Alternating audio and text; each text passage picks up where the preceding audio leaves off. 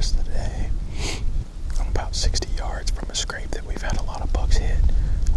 Honestly, in the last few days, there's actually a doe that's probably bedded 25 yards. She laid there the whole time that I got everything set up. That's how you know that you got in clean with a hanging hunt. So my wind is good. She's not necessarily where I want the deer to come from.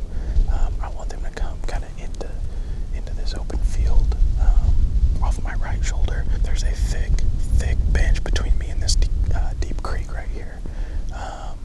It's probably about a 20-foot drop down into that creek, but I'm hoping that it kind of funnels the deer. It's pretty thick, but the tree that I picked actually has some trails coming out of that, which is really, I couldn't have picked a better tree, honestly.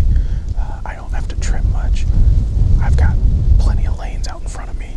I've got lanes probably out to 25 yards behind me, and I'm really just banking that they use this east-west edge for traveling, and this is a spot that I really think the guy could rattle in a deer. It's the right time of year. We're just a couple days before Halloween, and I love to rattle during the pre-rut, and the weather finally broke for us. It's like 33 degrees. I'm tucked in for the rest of the day.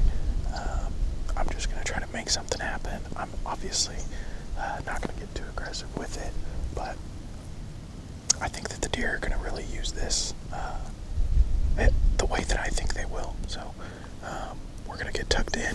Just hang tight and try not to blow out of this tree.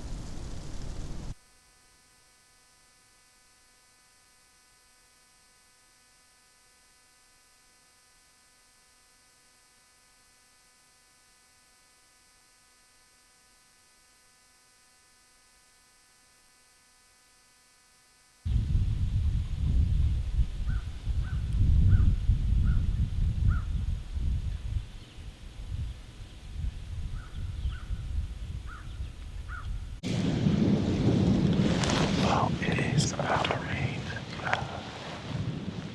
Seen just two little does, but it's about to rain for the next probably 3-4 hours. So I'm gonna put my camera away. I've got my GoPro. It's actually dead. I gotta put it on my little portable charger that I got. There's another deer.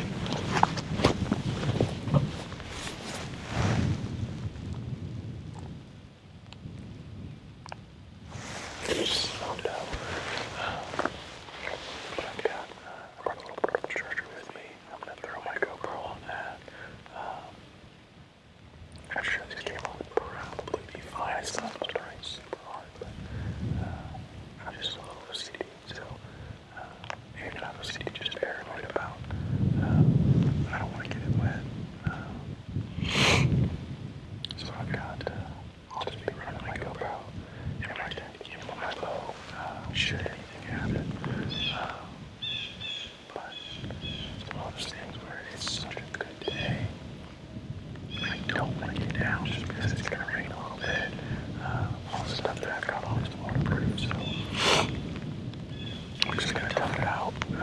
It could go one of two ways, it could kind of kick up movement. I've been in a stand a couple times that it started to rain. As long as it's not like a monsoon, typically the deer will kind of get up and move around a little bit, and then for sure, like once it stops, or it could just make the day worse. But either way, we're going to sit here, we're going to find out, and just go from there.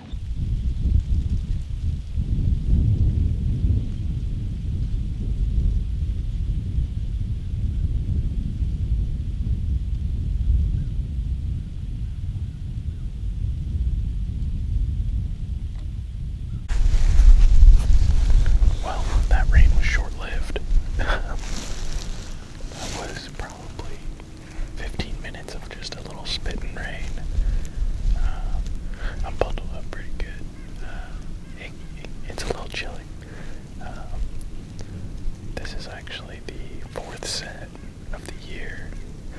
it's crazy because I've literally been out all day. The only time I got down was to hang this new set. But the wind died down after the rain came through a little bit, which I love it. You know, we're probably 5-6 miles an hour instead of 15. Out here it's always windy, so it's not, you know, too bad to have a 15 mile an hour wind, but I like it just a little bit calmer than 15. So with the sun coming back out, I really, really hope that action picks up a little bit before. I think it's going to rain again in like 5. So I hope that, you know, I hope that we can make something happen before then, because I really don't want to get drenched. But it's one of those things where I'm going to stay until dark. I'd rather get a little wet than, you know, get down and it's only actually going to rain for like 5 minutes and then be done. So I'm going to keep this out as long as I can. I've been kind of glassing through this field. I've seen some rubs on some little saplings, and I've seen a couple more does, but I haven't seen what I want to see yet. Which, I mean, it's not super discouraging. This is the second time I've actually been on this farm, and I've seen 3 deer that I would shoot already. 2 of them were the last time that we were here last weekend. We were just kind of scouting it, but we bumped 2 really good deer. The way that this farm kind of sets up, it's 520 acres, and a lot of it is open, so it's kind of grown up cattle pasture. Not really been taken care of super well, but it's almost like, I joke, it's like a mini CRP farm. Because yes, there's only like 8 head of cattle on 520 acres, so you never know where they're gonna be. And so the way that this breaks down is there's 4 wooded ditches that all kind of converge down in this bottom. So I'm kind of in a little secluded field where they all kind of funnel into.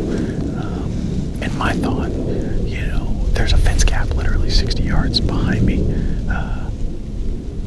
And so my thought, they're going to use the edges of this and, you know, naturally funnel down those draws. So, and like I said, right over here it's a big, thick wooded bench, kind of a little pinch point between this field and that ditch that's right behind me. So, I'm going to rattle a little bit. It's a little early still. I think it's only like 2:40. So I've got about 3.5 more hours. But I'm going to just go ahead and see if I can't get something stirred up. So let's see if we can get something worked up.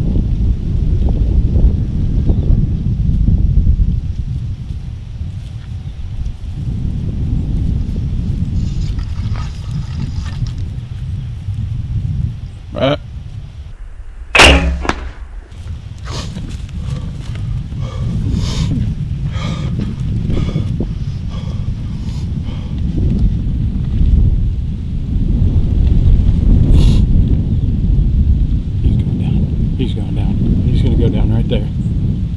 Oh, he was gonna go down right there.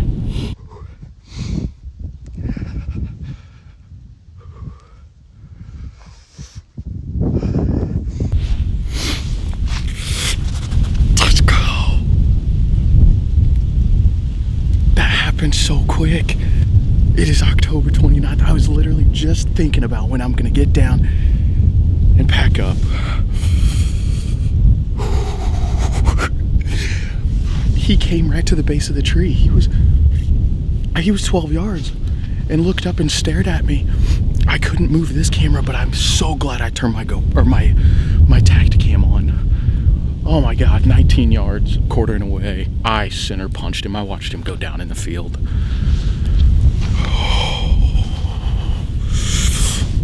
He's heavy. That's awesome. So awesome.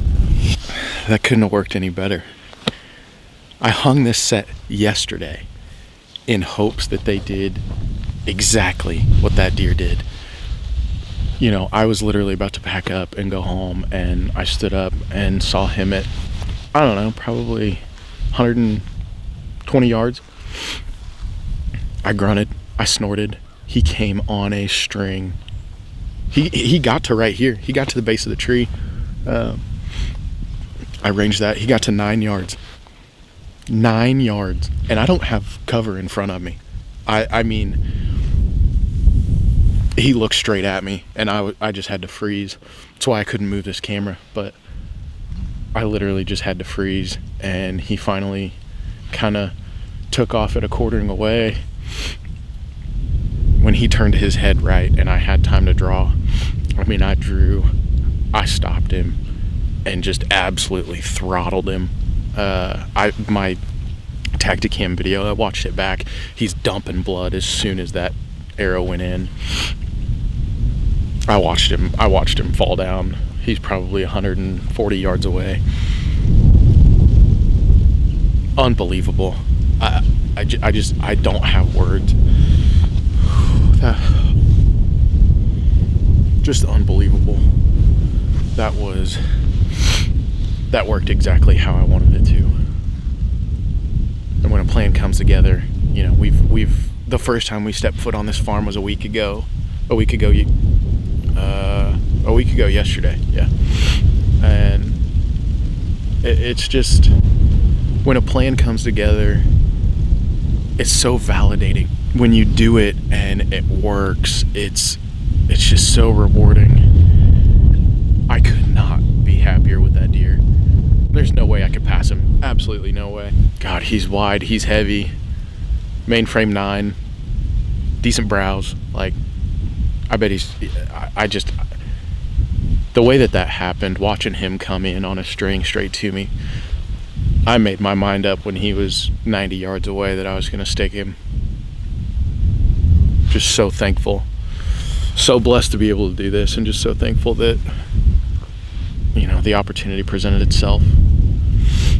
But I'm gonna get down. I'm gonna get all my stuff packed up first, tear this stand down, get it all kind of, I actually might take all this stuff back to the truck first. Take it all back to the truck and then go get him. So hopefully my GoPro can charge and I can take it. Well, I was not able to get my GoPro charged to take it and track that deer. It was a short track job, you know. Like I said, I saw him fall from the tree. That experience for me was one of the best that I've had hunting. I was able to get him up into the truck, brought him back down. He actually went 152 on the nose in 0.8, so he's my biggest by about an inch. I am tickled pink with him. Got him dropped off at the taxidermist down here. But that's kind of just the whole experience. You know, the first 2 weekends that I was able to be out, I got it done. So it's still early in the year. I've still got my Kansas tag and then my Missouri rifle or late season bow tag. So that's kind of where my focus is going to shift.